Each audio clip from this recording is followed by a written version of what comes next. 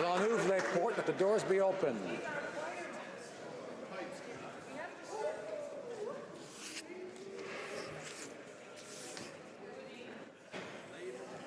Order. Alors. Déclaration de députés, statements by members. The Honourable Member for Nunavut. Thank you, Mr. Speaker. In Nunavut, we share a vision that we can build a sustainable economy that will support our communities, create job growth, reduce our dependency on Ottawa, and put our standard of living on par with Canadians in the South.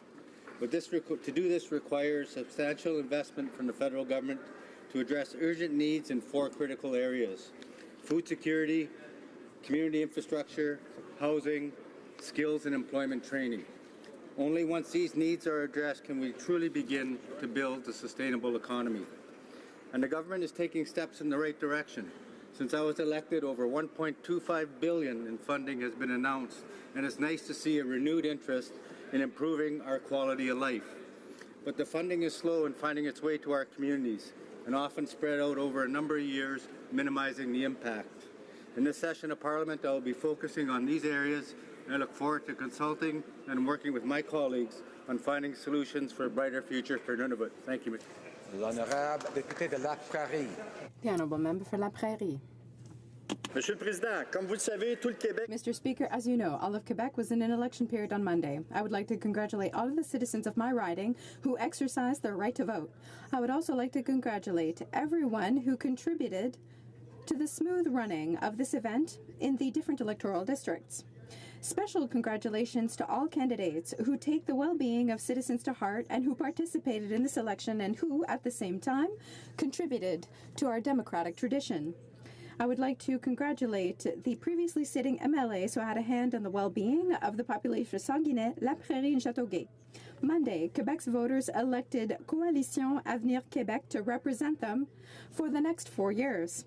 In my riding, voters made the same choice by electing Daniel McCann in Sanguinet, Christian Dubé in La Prairie, and Marie-Chantal Chassé in Châteauguay.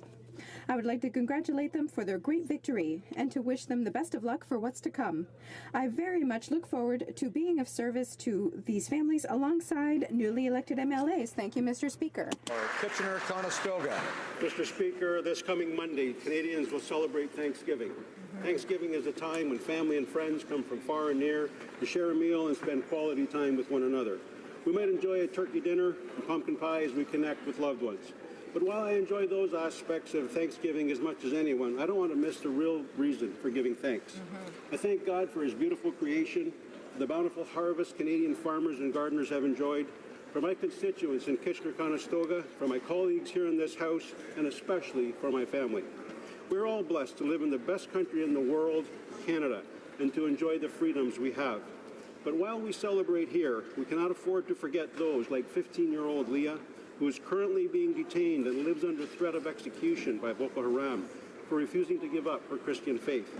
For me and for Leah and for hundreds of millions of global citizens, it is this foundation for life for which we are most thankful. Mr. Speaker, to you, your family, and to all Canadians, happy Thanksgiving. The Honourable Member for Cumberland-Colchester. Thank you, Mr. Speaker. The town of Oxford in my riding of Cumberland-Colchester is currently dealing with a sinkhole 40 meters in diameter that just appeared near the Oxford and Area Lions Club playground. This sinkhole has swallowed up 50-foot trees and is threatening structures in the area. I first want to salute the officials on the ground for diligently working so hard over the last few weeks to ensure that the town is as safe as possible, including Mayor Patricia Stewart, Mike Johnson, the Coordinator of Emergency Measures for Cumberland County, and Amy Tizard, the Province of Nova Scotia Regional Geologist. They have worked tirelessly to monitor this unpredictable sinkhole as it is going from a small depression to a giant hole.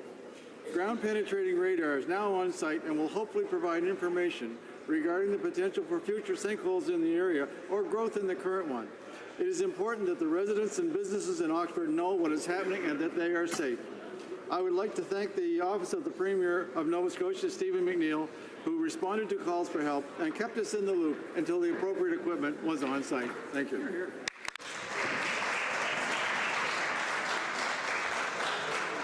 Honorable député d'Algoma, Manitoulin, Kapuskasing.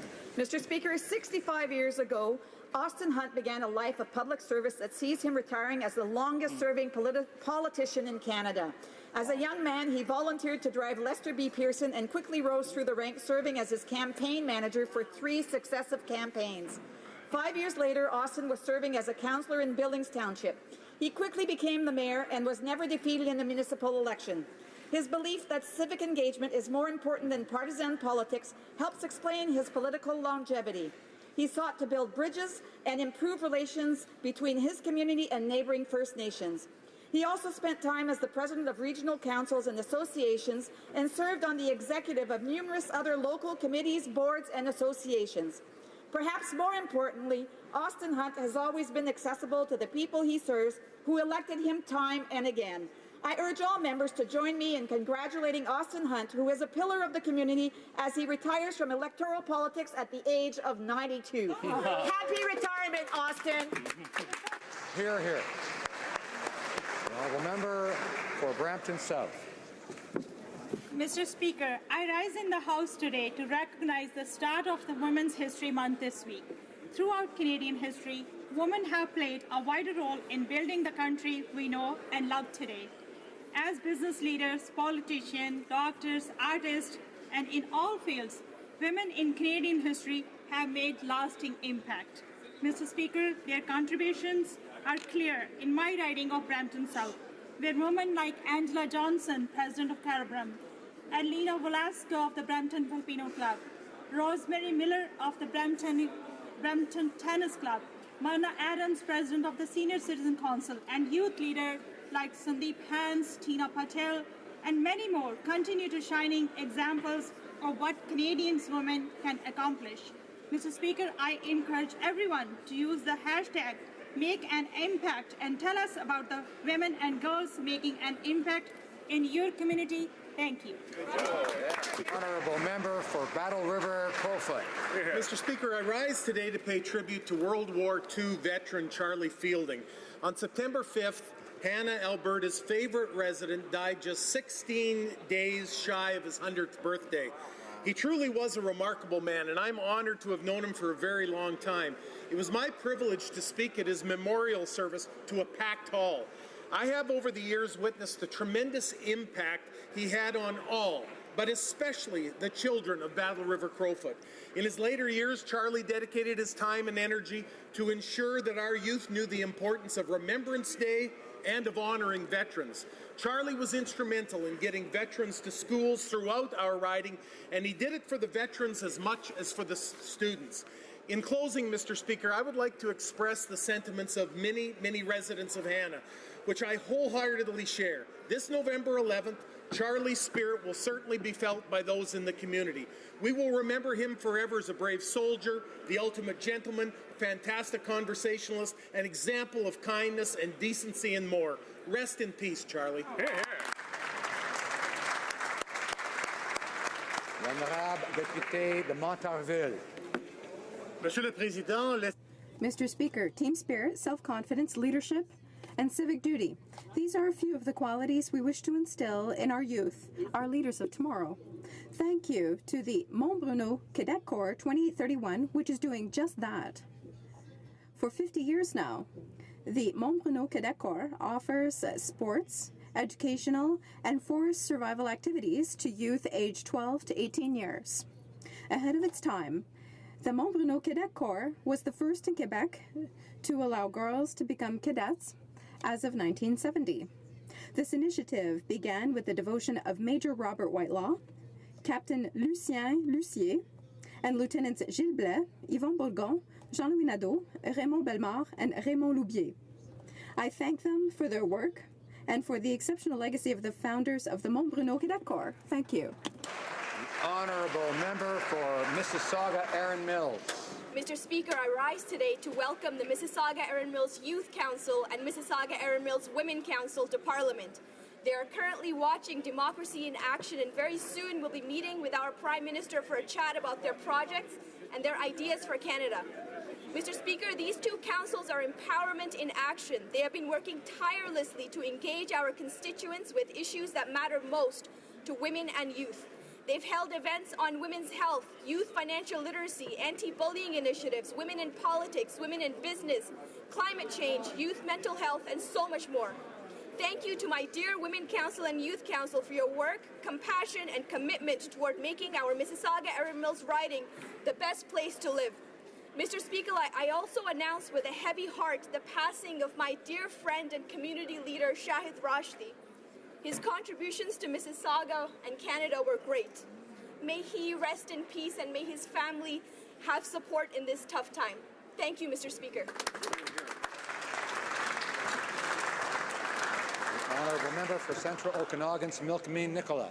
Mr. Speaker, yet another concession this Liberal government made in the USMCA agreement was to allow U.S. interests to dictate what wine can be sold in British Columbia's grocery stores. For many small family-run wineries, this might see them crowded off the shelves in favor of big corporate California wineries, and that is a real concern for the BC wine industry. Mr. Speaker, this Liberal government also fought against the Como case at the Supreme Court and continues to do nothing to increase internal trade. If this Liberal government will not stand up for BC wine against the United States, will they at least stand up for Canadian wine here in Canada? I'm calling for this Liberal government to take immediate steps to open direct-to-consumer shipping of wine in Canada. Wineries in the United States enjoy this opportunity in their own home market, and it is time for Canadian wineries to have the same right to sell directly to Canadians. Free my grapes, Mr. Speaker. Free my grapes. The Honourable Member for Scarborough-Guildwood. Mr. Speaker, it's with sadness that I inform the House of passing Peter Adams, MP for Peterborough, from 1993 to 2004. Peter loved Peterborough, and Peterborough loved him. MPP from 1987 to 1990, Peterborough Citizen of the Year, 1991, Honorary Doctorate, Trent, 2010, Order of Ontario, 2012. One way or another, all of his awards and distinctions circled back to his beloved Peterborough. At one point, Pete even tried to convince me that the city was named after him. In Parliament, he advocated for science before it was fashionable to do so. He was concerned about the Arctic before global warming became so alarming. He was a partisan liberal, but embraced consensus and collaboration before they became bad words. A marathoner, Peter ran the good race of life to the end. He was a mentor and friend to the current MP from Peterborough, the Honourable Member for the Minister for the Status of Women. She will miss him.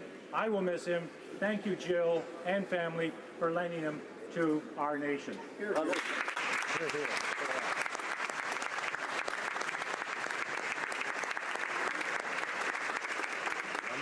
Député de Dorval-Lachine-LaSalle.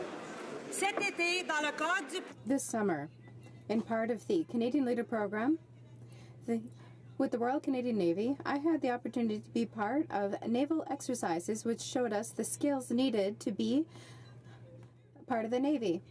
This was an interesting experience because we saw the sacrifices that members of the Navy make every day to protect our country.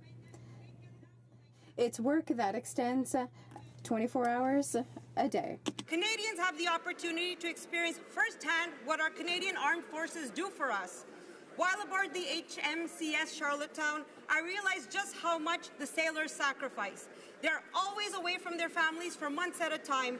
They go beyond the call of duty. They risk their lives. Their motto, all challenges squarely met, is a testament to their bravery and courage and never backing down in the face of danger. True to their slogan, ready, aye, ready. These sailors stand always ready to defend Canada. We thank them for their service. The Honourable Member for Niagara West. Mr. Speaker, this summer I had the pleasure and the opportunity to travel across this country and speak with over 150 stakeholders who are being hurt by U.S. steel and aluminum tariffs. These stakeholders had one overwhelming demand, that the government stop the uncertainty and get a new NAFTA deal. Well, the Prime Minister got a new deal, all right. It was a deal of concessions. The Prime Minister failed our steel and aluminum producers because they're still being tariffed. And now there's no end in sight for these tariffs. Steel and aluminum workers are already having to cut their hours, lay off some people, and actually reducing their sales. Business owners I met with are struggling to stay afloat with no support from the government. The finance minister promised $2 billion to affected businesses, but what did he really offer? He offered unemployment insurance and additional loans. Mr. Speaker, forcing companies to take on more debt or somehow easing workers into unemployment are not solutions. The Liberals have to get these tariffs lifted, and they need to get them lifted now. The honourable member for Mississauga Centre. Mr. Speaker, October is Women's History Month and is also Islamic History Month. What's a better way to celebrate this than by recognizing a strong Canadian Muslim woman? Alia Hogbin is an irrepressible voice for women's equality. She fiercely fights against misogyny and gender-based violence. Alia also calls out Islamophobia and all other forms of bigotry. She received an honorary doctorate from Queen's University. In 2012, she became the second Canadian Muslim woman to be awarded the Order of Canada for her work on women's rights. In 2014, Maclean's declared her one of Canada's 50 most important people. Ms. Hogbin has been involved with the Canadian Council of Muslim Women since its creation. She recently retired as its executive director. In recognition of her service, the CCMW will be establishing a scholarship in her name. Alia inspired a generation of boys and girls to be champions of equality and human rights. We all owe her a debt of gratitude. The honourable member for Nanaimo Ladysmith. For Women's History Month, we honor feminist trailblazers who fought hard for social justice. Yet gender equality has been blocked by decades of successive liberal and conservative failure. No pay equity, no universal childcare. Frontline feminist groups struggle to keep their doors open from lack of core funding. As New Democrat Rosemary Brown, the first Black woman elected to any legislature in Canada, said, "We must open the doors and we must see to it that they remain open so that others may pass through." On a truly historic day in Parliament, these doors opened, and Daughters of the Vote filled these seats with young women from across the country. 337 women sat in this House on that day, more than had filled Parliament in 150 years of Confederation. And I've since witnessed dozens of these young leaders making real change across our country. So let's make history, let's honor feminist past, and let's open the doors for the next wave of women making real change. The honourable member for Haldimand Norfolk. Well, Mr. Speaker, Tori Stafford was just 8 years old when she was kidnapped, raped, and murdered by Terry Lynn McClintock in 2009. And we now know that the Liberals have allowed McClintock to move from a medium-high security prison to a healing lodge designed for criminals who are near the end of their sentences. Mr. Speaker, this just proves that the Liberals are in favor of putting the comforts of criminals ahead of the rights of victims and their families. Under our Conservative government, Mr. Speaker, we listened to Canadians and we took steps to correct aspects of the judicial system that allowed for re-victimization legislation, such as the Victims' Bill of Rights and Life Means Life. Mr. Speaker, when will this government start supporting victims of crime, do the right thing, and move McClintock to the medium-high security prison where she belongs? Hear, hear. Honourable member for Guelph. Mr. Speaker, our government knows how important equity in science is. That's why I'm honoured today to stand in this House and recognize Canada's Donna Strickland. Donna Strickland, born in Guelph, is an associate professor at the University of Waterloo, and this week joined the ranks of only two other women, Marie Curie and Maria Gopart-Mayer, by being the first woman in 55 years to win the Nobel Prize in Physics. Along with Arthur Ashland and Gerard Moreau, she won the Nobel Prize for groundbreaking inventions in the field of laser physics. Nous savons que l'équité... We know that equity and research excellence go together. We have played a leading role in promoting diversity in science, and we are now making the most significant investments in research in Canadian history. We need to celebrate women physicists because they're out there. And she added, I'm honored to be one of those women. Today, all Canadians can be proud of her achievement. Thank you, Mr. Speaker.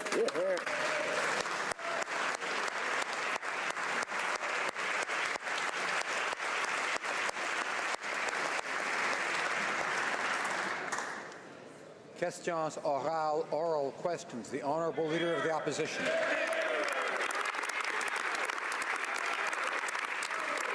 Mr. Speaker, 9 months ago, Tori Stafford's killer was behind bars, and today she is in a healing lodge. Now, Tori's killer was convicted of the most heinous crimes imaginable, something the Public Safety Minister called bad practices. Tori's family has called on the Prime Minister to use all the tools available to him to fix this situation.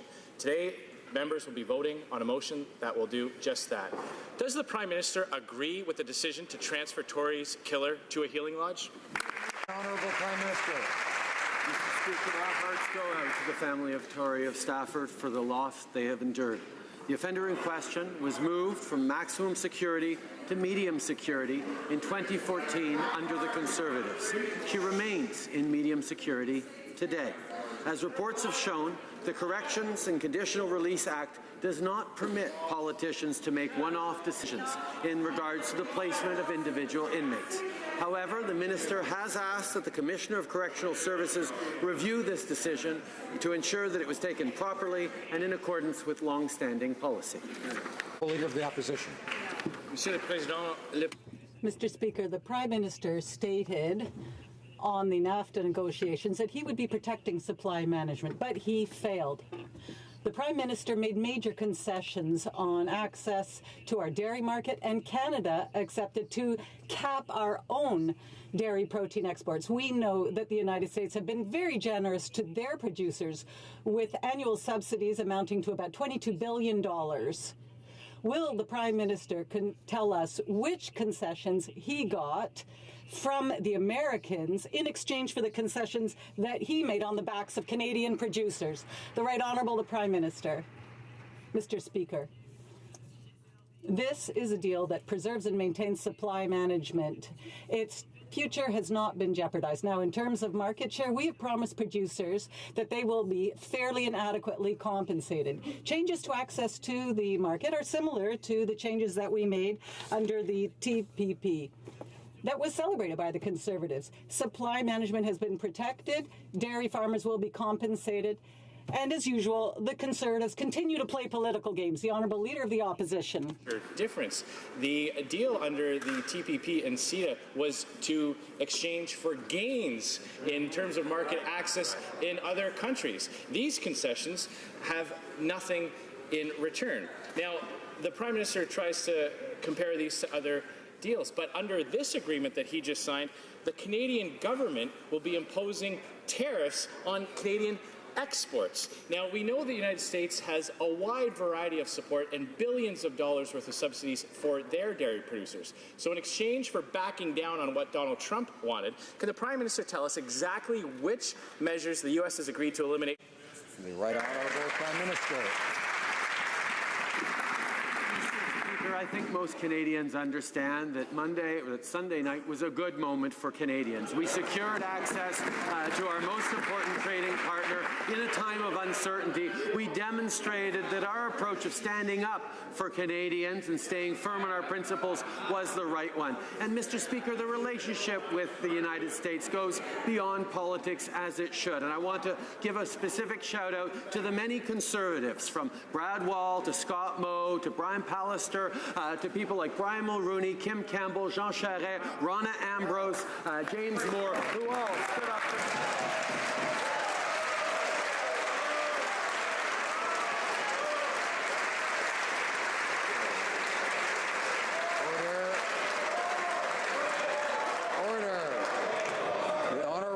Opposition. Well, Mr. Speaker, it's clear the Prime Minister needed all the help he could get when it comes to his position with negotiating with Donald Trump. And even after all that, Mr. Speaker, he still had to back down on so many key areas. He backed down on pharmaceuticals, meaning that Canadian patients and provincial healthcare system will have to pay billions more. Now, can the Prime Minister tell us exactly how much Canadian patients will have to pay after he's adopted Donald Trump's rules on prescription drug costs? Right Honourable Prime Minister. Speaker, the Conservatives can't help themselves but to play politics on big issues, but we're staying focused on Canadians. And it's wonderful to hear the Conservatives suddenly preoccupied with prescription drug costs, because they've never wanted to do anything on that. But we've made sure the Canadians know that we are serious about moving forward with pharmacare. We will move forward with lowering prescription drug costs for Canadians, and nothing in this deal prevents us from being able to do that for Canadians. Honourable Leader of the Opposition. Well, Mr. Speaker, there is something in this deal that will make that program even more expensive. He has just backed down giving Donald Trump's policy preference over Canadian pharmaceuticals, meaning higher prices for patients. Now, in return for backing down on pharmaceuticals, on accepting a cap on autos, what has he got in return? Yesterday, the Minister of Foreign Affairs says that the most important gain from this agreement is retaining what we already had. So, specifically, did the Prime Minister receive an end to tariffs on steel and aluminum for all his concessions? Honourable Prime Minister. Mr. Speaker, I guess we shouldn't in this House be surprised when the Conservatives choose to play politics, but I have to admit I am surprised on this one, given that just last year, Stephen Harper and the Conservatives were imploring us to capitulate and accept any deal at any price. Indeed, Stephen Harper's memo said, quote, "It does not matter whether current American proposals are worse than what we have now." Well, over and over, the Conservatives urged us to take Harper's advice and surrender immediately. That was not our approach. We stood up for Canadians and got a good deal.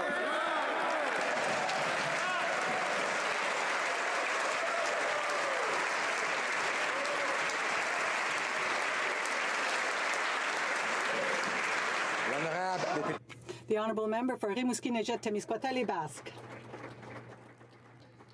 Mr. Speaker, it's funny to hear the Prime Minister speaking of political games, because yesterday the Minister of Foreign Affairs referred 3 times, not just once, to the elimination of Chapter 11 of NAFTA, and she referred to it as a great victory for her and her government, except that it's the Liberals themselves who were fighting to preserve a version of that provision at the negotiating table that would allow companies to directly launch proceedings against governments. Donald Trump is the one who wanted to eliminate it. We're happy to see Chapter 11 disappearing, but are the Liberals so desperate that they now want to rewrite history? The Right Honourable the Prime Minister. Mr. Speaker, we are very pleased to see Chapter 11 disappear, because it cost over $320 billion to Canadians over the years. We know that it's important to protect the ability of a government to legislate on the environment, to protect workers' rights. And yes, we stood up to eliminate that Chapter 11, and we're very pleased to see that Canadians will no longer be subject to it. The Honourable Minister for Rimouski-Nejet-Témiscouata-Les-Basques. Is trying so hard to find a positive angle to this deal with Donald Trump that they are willfully misleading the House on this. Yesterday, the Minister for Foreign Affairs and today the Prime Minister are bragging about the fact that the elimination of Chapter 11 of NAFTA is a great victory for them and their government. The problem is that they are the ones who fought to try to keep it. Donald Trump was the one who tried to get rid of it. Of course, Mr. Speaker, we're glad that Chapter 11 is gone. But how desperate is the Prime Minister that he now wants to rewrite history? I have to remind the Honourable Member for Rimouski-Nejet-Témiscouata-Les-Basques that we don't accuse someone of willfully misleading the House or deliberately misleading the House. One can say someone misleads, because that, of course, could be by accident, but we can't say willfully. So I'd ask him to withdraw and apologize for that. Honourable Member for Rimouski-Nejet-Témiscouata-Les-Basques. Well, I'm sorry, Mr. Speaker. He is misleading the House. Thank you. No.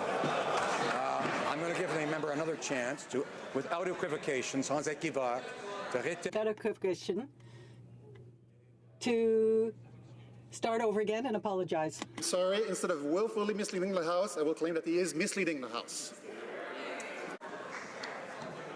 The Right Honourable Prime Minister. Mr. Speaker, Chapter 11 has cost Canadian companies hundreds of millions of dollars. It cost the Canadian government hundreds of millions of dollars over the years, which is why we are pleased that we signed an agreement that eliminates Chapter 11. The ISDS provisions, which we worked hard with people on the CPTPP, on CETA, to diminish and even to eliminate, is something that we have always stood against. We believe that governments should have every right to protect the environment, to protect labor standards, and that's what we ensured with this accord. The Honourable Member for BCB James Nunavut AU. Let me quote the Federal Court of Appeal again. Canada's efforts fell well short of the mark set by the Supreme Court of Canada when it came to consulting Indigenous peoples on Trans Mountain. How can the Prime Minister claim that he will consult again when he has repeatedly said in this House that this project will be built no matter what? Doesn't the Prime Minister realize that he's in fact totally abdicating on his constitutional duty to consult and accommodate Indigenous peoples and obtain their consent? Honourable Prime Minister. Mr. Speaker, the court ruling on TMX actually gives us a blueprint to move forward in the right way. We know that proper, deep consultation with Indigenous peoples is essential for moving forward on any projects. They have to be moved forward in the right way. That means working with Indigenous peoples. It means getting community consultations right. It means working to ensure that the environmental science is top-notch. That's what we recognize, Mr. Speaker. That is what we will move forward with in a responsible way to get things done the right way, Mr. Speaker, because that's what all Canadians expect. The Honourable Member for BCB Bay James Nunavut AU. Mr. Speaker, the Prime Minister has to be consistent. If he's willing to acknowledge those who have a right to say yes or no, then he also has to acknowledge the right for that group to say no, whether it's yes or no. Does the Prime Minister not acknowledge that consulting when the decision has already been made is not the same as consulting under the court's ruling? The Right Honourable the Prime Minister. Mr. Speaker, I'd like to thank the member opposite for the fact that, yes, there are those who say yes and there are those who say no in Indigenous communities. We are going to be working with them. We are going to be working with them in keeping with the way the court ruled. There is improvement that needs to be done to consultations and to a partnership with Indigenous communities, and we commit to doing that seriously in the way that the court ruled. The Honourable Member for Richmond Athabasca. Mr. Speaker, an 8-year-old child killer guilty of first-degree murder and rape was transferred to a healing lodge with no fence. There is such little security that there have been 8 escapes over the years from that healing lodge. In our motion, we ask for that decision to be reversed, as the Ontario government did itself. Will the Prime Minister vote in favour of our motion, as all Canadians throughout the country are calling on it to do? The Right Honourable the Prime Minister. Mr. Speaker, our hearts are with Tory Stafford's family and for their loss. The inmate was transferred from maximum security to medium security in 2014 under the Conservative government. She remains in medium security today. As several articles have already said, the correctional systems and the parole system does not allow politicians to make decisions about inmate placement. The Minister has called on the Commissioner to ensure that that decision is compliant with long-standing policies. The Honourable Member. Mr. Speaker, here's what the father of the child said last week to the Prime Minister. From father to father, would you be able to kneel down before the tomb of your child, knowing that not all was done? I'm begging you to do what is fair and to correct this injustice and make sure that this killer is put back behind bars. Mr. Speaker, the Prime Minister has the power to act. Will he vote yes or no to the motion that we tabled in this House? The Right Honourable the Prime Minister. Like all Canadians throughout the country, our hearts are with Rodney Stafford. The inmate was transferred from maximum security to medium security in 2014 under the Conservative government. She remains in medium security to this day. The Conservatives should know that the minister does not become involved in inmate placement decisions, because that's exactly what the member for Bellechasse-Etchemin-Lévis as a minister has affirmed in the past. The minister has called upon the commissioner to review these decisions, but as the member for Kamloops Thompson Caribou knows, there has to be an independent process without any political interference. Speaker, Canadians continue to call on the Prime Minister to do the right thing and send Terry Lynn McClintic, the killer of 8-year-old Tory Stafford, back to prison. And while he and his public safety minister dither with this review and refuse to review the transfer that didn't occur in 2014, it occurred just a few months ago, McClintic is enjoying this life in a healing lodge without offense. I ask the Prime Minister, on behalf of Tory's father and on behalf of Canadians, to do the right thing, to vote yes on our motion today and order McClintic back behind bars. Right Honourable Prime Minister. Mr. Speaker, the Conservatives continue to play a very dangerous and quite frankly repulsive game of politicizing a tragedy and speaking for others that they have no business speaking for. We continue to state, obviously, that this is a situation in which a previous Conservative government reclassified an offender from maximum security institution to a medium security institution. This individual is currently in a medium security facility. But as Stephen Harper's former... Order. I would ask the member for Battle River Crowfoot and others not to interrupt when someone else has the floor. Each side gets their turn, and we have to listen whether we like what we hear or not, and that's kind of essential in a democracy. The honourable member for Barrie Sound, Muskoka. Mr. Speaker, the Prime Minister accuses us of games, but I remember being in the Ontario legislature as an MPP when the Ontario legislature 18 years ago voted unanimously to ask the federal government to stop a transfer of a cop killer to Club Fed. The Minister of Agriculture, who was Solicitor General at the time, stood in this House and reversed the transfer. Why was that good enough 18 years ago? About why is he playing political games now and saying he cannot do anything on behalf of Tory Stafford's family and on behalf of Canadians? Do the right thing!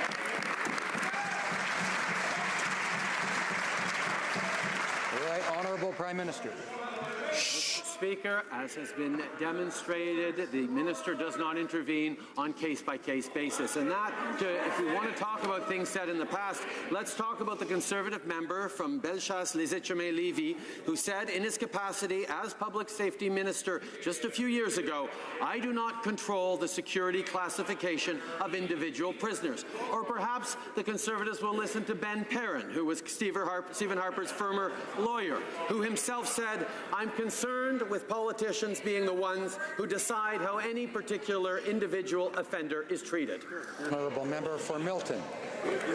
Mr. Speaker, I've been listening to the excuses that the Prime Minister continuously gives to this House and to the Canadian public with respect to his unwillingness to transfer Terry Lynn McClintic from a healing lodge with no fences and no barriers back to where she came from, a Grand Valley institution with fences and bars.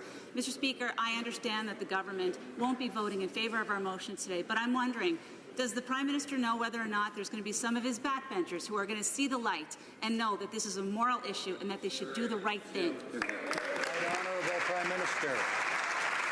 Mr. Speaker, I would indeed suggest that this is a moral issue.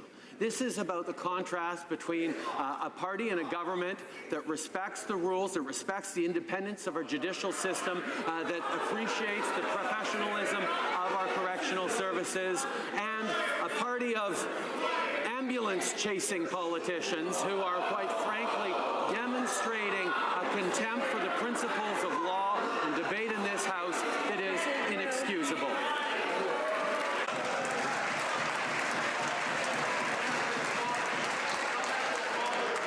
Order. The honourable member for Milton. Order. Well, Mr. Speaker, at least the Prime Minister can show some kind of emotion, even though it's self-righteous indignation that we would actually question him on an issue as making sure that convicted killers of children are in appropriate institutions, both to protect the integrity of the system, of the justice system, but as well to protect the public and any visitors within that institution. If he's blind to it, get out of the way and let us go back to government and get this right. Right Honourable Prime Minister. Mr. Speaker, it was under the Conservatives that the decision was taken to reclassify from a maximum security to a medium security. Of course, Mr. Speaker, we point out that I'm sure they just followed the recommendations and the proper functioning of their public servants, of the professionals in our corrections agency when that transfer happened. All we are asking is that they continue to respect the system in place that we have asked be verified, be followed up on to ensure that all the rules were appropriately followed. The Honourable Member for Rosemont-La Petite Patrie. Today, the Liberal government decided to not appeal the Court of Appeal's ruling on the Trans Mountain expansion. And do you know why? Because the court is right. Despite their promise, the Liberals used the same promise that the Conservatives did, but they did not consult appropriately in the Indigenous communities. Now the court is rapping them on the knuckles and telling them to do their homework all over again. How can they truly consult now when, in any case, the decision has already been made? I mean, it's like being saying, well, your call is important to us, but no. The Right Honourable the Prime Minister.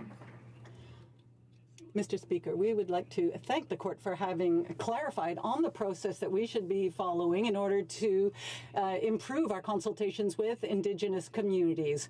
We take this seriously, and we want to improve our nation-to-nation relationship with Indigenous peoples, and that's exactly what we're going to be doing. We're going to sit down with them so that we can do more extensive consultations in order to make sure that when this if this project goes ahead, that we do it appropriately. That's what people expect. That's what Canadians expect. That's what the justice system expects in all Indigenous communities.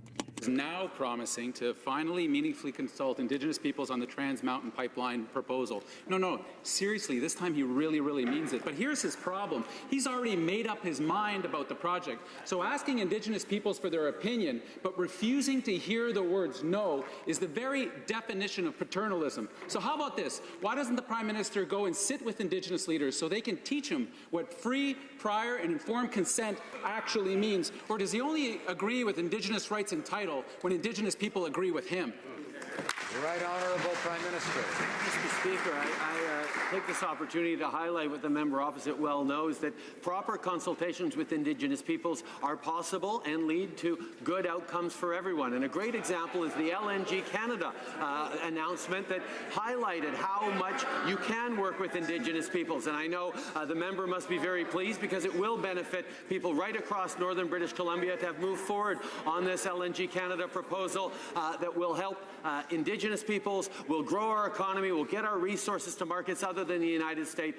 This is a good day for Canada, and it happened because of proper consultation with Indigenous peoples. Member for St. Albert, Edmonton. Mr. Speaker, for weeks, the Minister of Public Safety has tried to pass the buck over the outrageous decision to transfer child killer Terry Lynn McClintock to a healing lodge.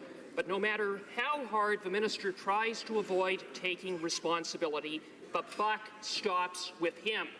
He has the authority to reverse the decision. He has the authority to put McClintock back where she belongs, behind bars. Why won't he? Honourable Prime Minister.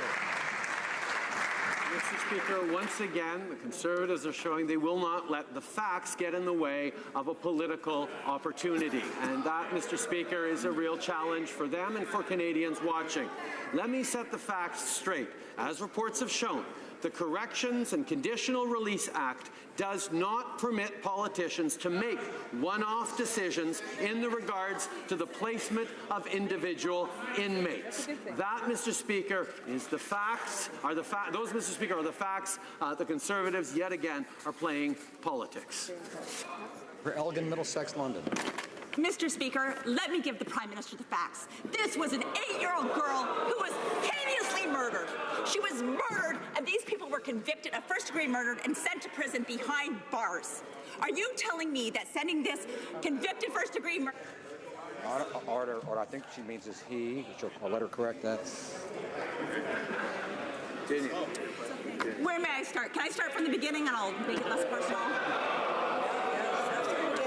So the bottom line is, from southwestern Southwestern Ontario, we are angry. As a parent, as a member of Parliament, will this Prime Minister do what is right and put this convicted murderer behind bars where she belongs? Prime Minister. Mr. Speaker, let me highlight that people, not just from southwestern Ontario, but right across the country, are upset and stand with Terry Stafford's family on this terrible tragedy. People right across the country's hearts go out to the family. Mr. Speaker, in 2014, the individual in question was reclassified from a maximum to a medium security facility. That, Mr. Speaker, are the facts. The Conservatives are playing politics in a particularly inappropriate way. Order. Member for Chilliwack Hope. Eagle Creek, excuse me. Mr. Speaker, as a mother and a grandmother, I can only imagine the pain and suffering that Tory's family has experienced. Tory's father has been begging the Prime Minister to reverse the decision that has allowed Terry Lynn McClintic to serve her time at a healing lodge in Saskatchewan. When will the Prime Minister listen to Tory's father, do the right thing, reverse this decision, and put Tory's killer back behind bars? Prime Minister. Mr. Speaker, our hearts go out to Tory's father, to her entire family on this terrible tragedy.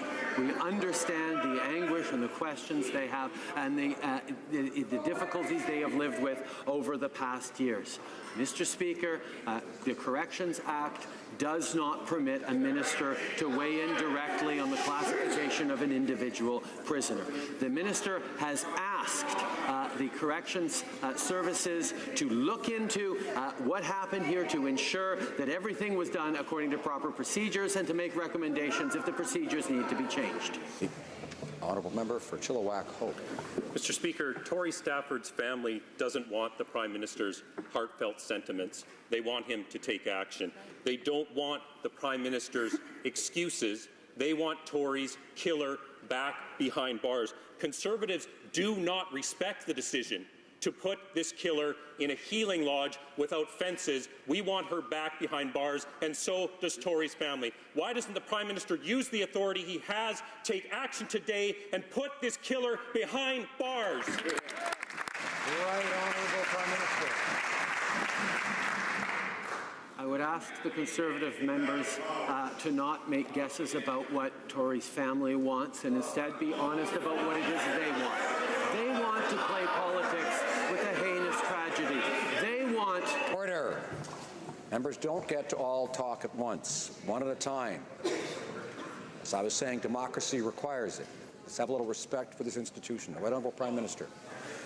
Mr. Speaker, the Conservatives want to play politics with this issue. The Conservatives want to drag up this terrible murder and try and look at political gain on this. They have been politicizing this for well over a week with all of the passion that they can muster. And, Mr. Speaker, they are debasing the nature of this House and the debate.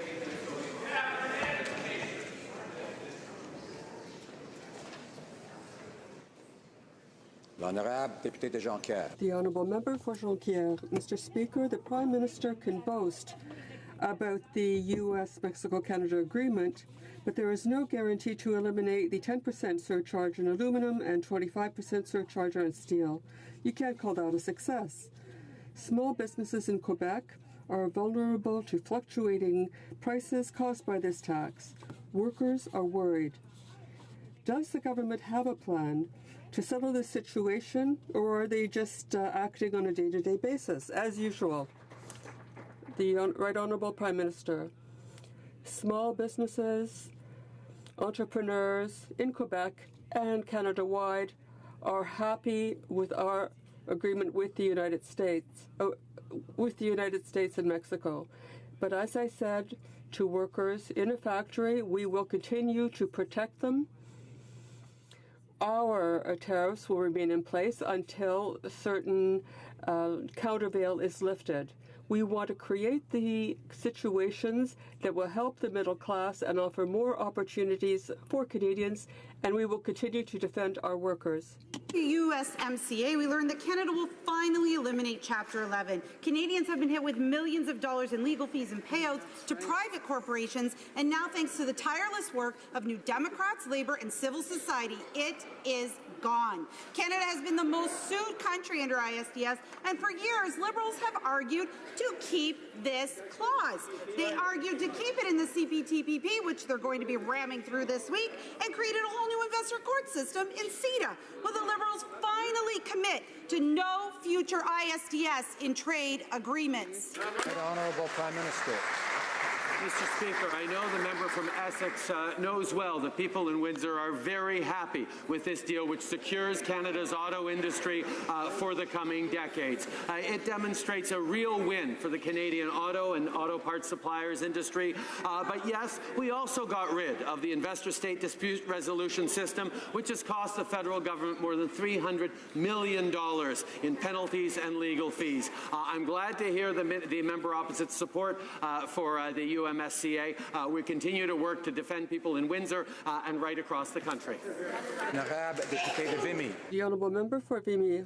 Mr. Speaker, next week, Canadian communities will celebrate Citizenship Week. Our government has made significant reforms to the Citizenship Act to ensure fairness while maintaining the integrity of our citizenship program, which has been used for divisive purposes under the Harper government.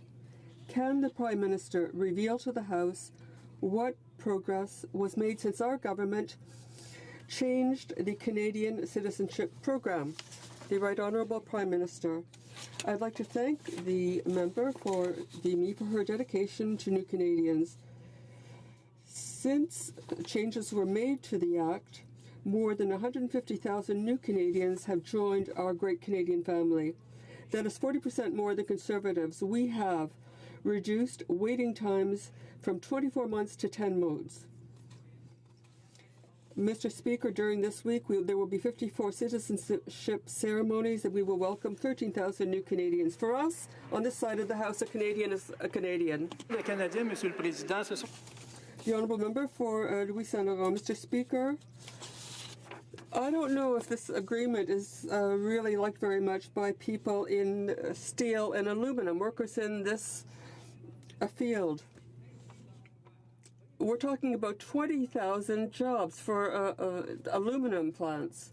Can the Prime Minister tell us if the tariffs on aluminum will be eliminated, yes or no? The Right Honourable Prime Minister. Mr. Speaker, I visited aluminum workers in their plants, and the government will be there for them. Our countermeasures will be in place until the unfair duty on them is lifted. We have always tried to create conditions that will help the middle class and create more opportunities for Canadians. We will continue to work until this duty is lifted. The Honourable Member for Louis Saint Laurent.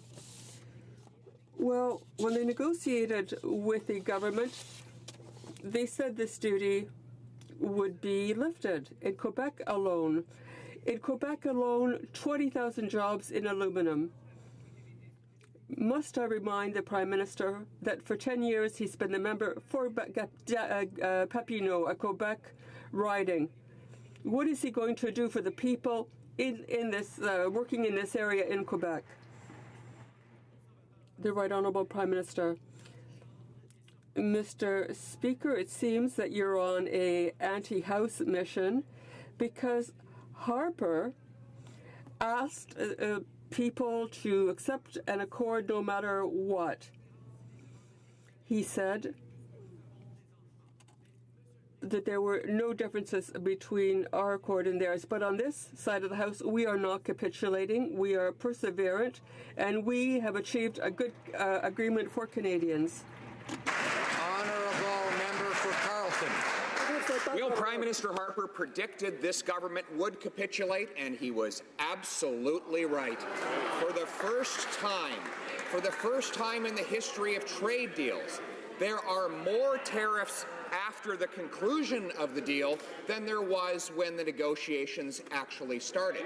My colleague asked, when will the steel tariffs be removed, now that the Prime Minister has backed down on pharmaceuticals and dairy and so much else? So I ask again, when will the steel tariffs be removed? When? Right Honourable Prime Minister.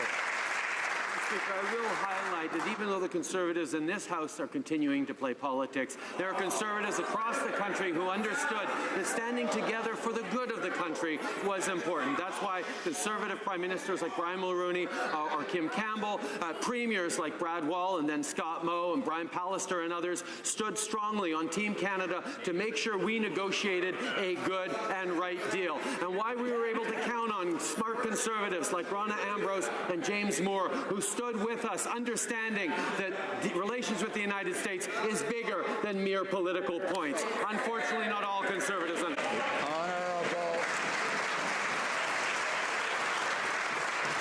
member for Carleton. Says the Prime Minister, who's been repeatedly misrepresenting the position of the Conservative Party on this negotiation from the very start. But it is true. Conservatives, many Conservatives, entered on a rescue mission to try and help the Prime Minister, who was clearly floundering from the beginning.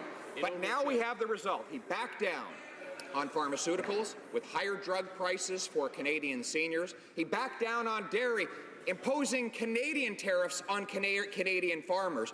Why did he give up so much to get absolutely nothing that we didn't already have? Right Honourable Prime Minister.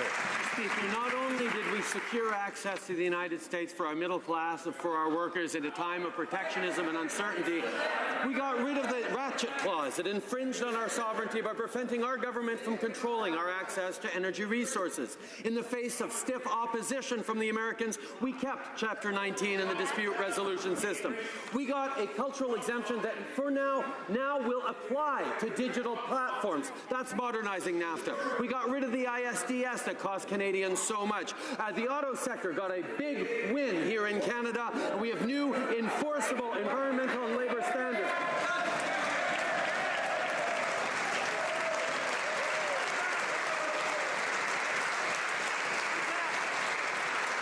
Honourable member for Windsor-Tecumseh. The failure of this Liberal government to get the U.S. to lift the steel and aluminum tariffs is hurting employers. In my riding of Windsor and Essex County and the rest of southwestern Ontario, tool and mold manufacturers that rely on the specialized metals from the United States are fed up. This government failed to secure an end to the punitive tariffs imposed by the U.S. during the recent USMCA negotiations, and some of these businesses have already had to relocate to the United States. So what is this government doing to keep jobs in Canada now? Right Honourable Prime Minister. Mr. Speaker, I know well, having heard from many Canadians in Windsor and across southwestern Ontario, that they are very pleased that we have moved forward to secure the auto industry in southwestern Ontario and in Windsor. We've protected good middle-class Canadian jobs that will continue long into the future because we have secured the future of Canada's auto industry with this USMCA. The fact is, Mr. Speaker, I look forward to getting the support of the members from Windsor because folks in Windsor are really pleased that we've moved forward on protecting their jobs long into the future. Honourable member for Timmins, James Bay. Mr. Speaker, in the NAFTA renegotiation, the Prime Minister left steel and aluminum industries hanging in the wind, but he's also abandoned small businesses across this country, like Northern Boat Sellers, who are paying punishing import duties because of this Prime Minister's tit-for-tat war with Donald Trump.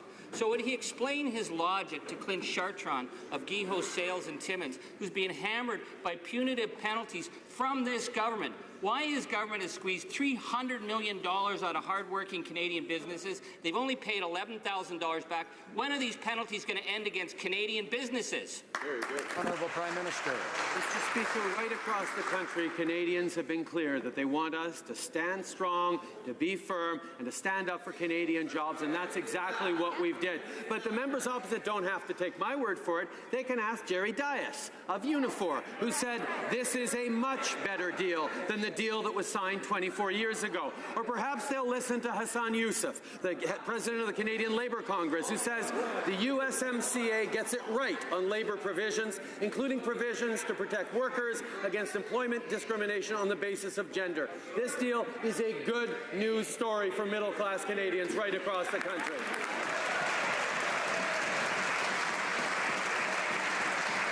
The Honourable Leader of the Opposition. Well, Mr. Speaker, we know that the Prime Minister backed down to Donald Trump on so many files. In fact, Donald Trump's senior economic advisor thanked them for backing down so graciously. Now, after combing through the deal, trying to find something to latch onto that he can claim as a positive, he tells us it's investor state and the ratchet clause. Well, this Prime Minister actually fought to get the investor state proposition into the TPP, and the energy ratchet clause has never been used. But steel and aluminum tariffs have been in effect and are hurting Canadian jobs. Has he removed those tariffs? Speaker, we will continue to stand up for Canadians in the steel and aluminum sector, but despite what the member opposite says, we have got an awful lot of wins on top of obviously securing our access to the U.S. markets. Yes, we've eliminated the ratchet clause that prevented our government from controlling access to our energy sources. We got a cultural exemption that, in the spirit of modernizing NAFTA, will now apply to digital platforms. Yes, we got rid of the ISDS platform. We got a new auto deal for Canadians that will secure our auto sector. And we have enforceable environmental and labor standards, which I know the Conservatives. The Honourable Member for Yorkton Melville. Mr. Speaker, Lucille's husband Morris served this country for 28 years. He developed PTSD while serving his country dutifully and honorably. He witnessed acts of violence and faced unimaginable horrors. When the minister didn't respond to her letter, Lucille contacted my office saying how horrified she is that Garnier, who never served a day in his life, is receiving veterans' benefits due to the PTSD he developed while murdering the officer Campbell. Can the Prime Minister explain to Lucille why Chris Garnier is still receiving veterans' benefits? Mr. Speaker, our government places the highest priority on ensuring veterans and their families have the support and services they need when and where they need them. The member knows well that I can't talk about the specifics of any individual case on the floor of this House, but we have been firm in our commitment to enhancing access to veterans' benefits, unlike the Conservatives who cut frontline staff, closed offices, and balanced the budget on the backs of veterans. We continue to follow up on making sure that all the rules have been followed and will make modifications if necessary. The Honourable Member for Chicoutimi-Le-Fjord. Mr. Speaker, when a criminal is in receipt of benefits while serving his sentence, Canadians ask, where's the justice in that? When this criminal receives benefits reserved for our brave veterans, veterans ask, where's the justice in that? Once more, do we know if Christopher Garnier is still in receipt of these benefits, and when will the Prime Minister demand justice for Canadians, brave veterans, and for the family of Police Officer Catherine Campbell? The Right Honourable Prime Minister. Mr. Speaker, all members in this House their hearts go out to the Campbell family. Perhaps we can change policy to make sure this never happens again. We have increased the level of monitoring this policy. We will continue to support veterans and their families while maintaining the integrity of the system. New technologies have changed the way we access information, shop, live, socialize, and work. As a result of these changes, our economy has transformed to become increasingly data-driven. These transformations have brought with them new and uncharted challenges surrounding the changing nature of work, privacy, information, and consent. Can the Prime Minister tell this House how our government is helping to unlock the potential of data-driven economy while balancing Canadians' right to have their data and privacy protected? Honourable Prime Minister. I thank the member from Richmond Hill for his question and for his passion on this file. We recognize the potential of a data-driven economy must be balanced against the right to Canadians to have their data and privacy protected. We have launched a national consultation on digital and data transformation to better understand how we can drive innovation and ensure Canadians have trust and confidence in how their data is used. We want to hear directly from Canadians on how to grow the economy while protecting their data, ensuring privacy and building trust. The honourable member for Calgary-Nose Hill. 2 years ago, the Supreme Court overturned a bestiality conviction on a child molester because they ruled the law doesn't cover non-penetrative acts. Since then, the Prime Minister hasn't included this simple definition change in any of his legislation, while bestiality charges aren't being laid and more cases are being impacted. Why is the Prime Minister failing to protect humans and animals by refusing to pass updated bestiality legislation? Honourable Prime Minister. Mr. Speaker, we take the integrity of our justice system very seriously and will continue to look for ways to improve it and to ensure that what Canadians expect and the values that are shared amongst Canadians are upheld and defended, while at the same time we uphold the law. The Honourable Member for Laurier-Sainte-Marie. Mr. Speaker, the planned demolition of the Palestinian village Khan al-Amal by the Israeli government runs counter to international law. The European Parliament has even passed a resolution stating that this situation is, and I quote, that it would further compromise the viability of a two-state solution as well as any prospect for peace. We're still waiting for our Prime Minister to react, to say something. Why is he silent in the face of this serious problem for peace and human rights? The Right Honourable Prime Minister. Mr. Speaker, we are a steady ally of Israel, and we have spoken against the demolition of this village, and we have communicated this to the Israeli government. We're particularly concerned by the destruction of the school in this area, but I think any unilateral action would compromise a two-state solution.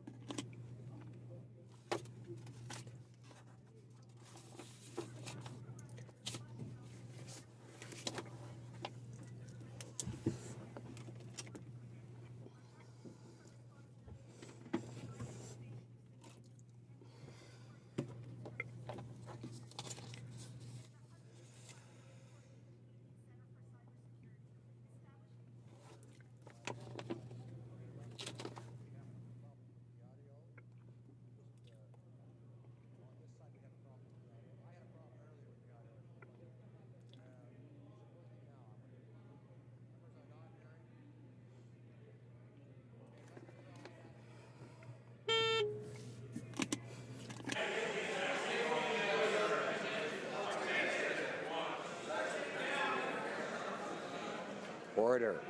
I'm going to ask the honourable member for Davenport to try again, and hopefully we'll be able to hear.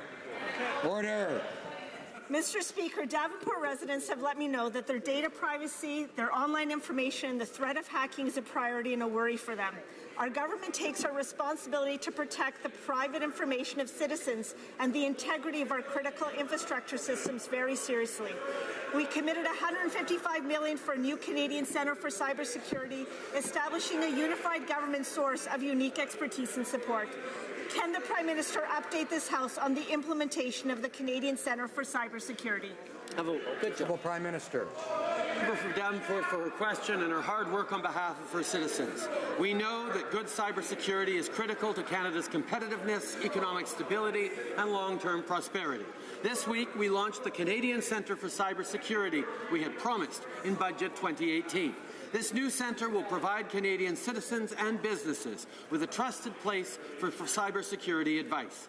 Canadians can rest assured that their government is prepared to meet the cybersecurity challenges of today and tomorrow. Honourable Opposition House Leader. Mr. Speaker, just moments ago in Manitoba, the Premier of Manitoba, my Premier, Brian Pallister, announced that Manitoba is rejecting the carbon tax. There will be no carbon tax in Manitoba. My question to the Prime Minister is this. Now that another province has said no carbon tax for their province, will this Prime Minister recognize that a carbon tax penalizes Canadians, it penalizes farmers, it penalizes industry, it penalizes Canadians, it does nothing to help the environment? Will he do the right thing and do what Brian Pallister did today and say no to the carbon tax? The right honourable Prime Minister. Mr. Speaker, I continue to find it puzzling as to why Conservatives insist on making pollution free. We believe that polluters should pay, and that's why we are putting a price on pollution. We would prefer to work with provinces right across the country, but if they are unwilling to make sure that polluters pay, we will bring in federal measures to both collect a price on pollution and return that money to hardworking citizens right across the country. Honourable member for Saanich Gulf Islands. Order. Thank you, Mr. Speaker. Today, October 3rd, is the NEB deadline for comments on the list of issues in the redo of the Kinder Morgan Trans Mountain Pipeline review. Now, as an intervener in the initial failed and flawed process, I've written the National Energy Board asking that they include the upstream and downstream climate impacts of the proposed pipeline, just as they did in the case of the private sector's Energy East. It certainly seems fair they be held to the same standard. Doesn't the Prime Minister agree? Honourable Prime Minister. Mr. Speaker, I thank my colleague for her question.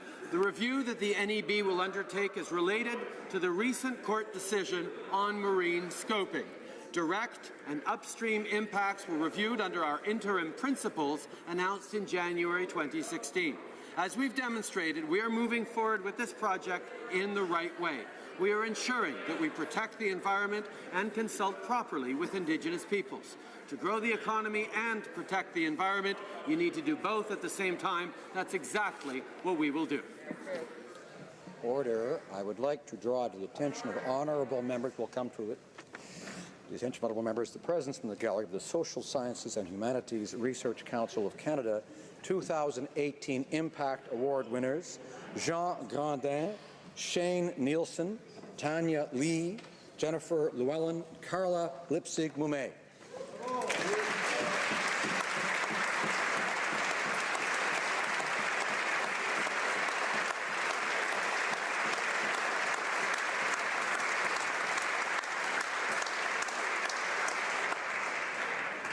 The honourable member for Milton has a point of order arising out of question period. Thank you, Mr. Speaker. Mr. Speaker, in the course of question period today, the Prime Minister answered a question which I posed to him, and in it he indicated that I was an ambulance chaser. And being an ambulance chaser, Mr. Speaker, is a term for an unethical lawyer. I am a lawyer in my profession. I take great offense to being called an ambulance chaser. And I'd like to give the Prime Minister the opportunity to do the right thing and apologize, since only last evening he said himself he wasn't going to play this kind of politics.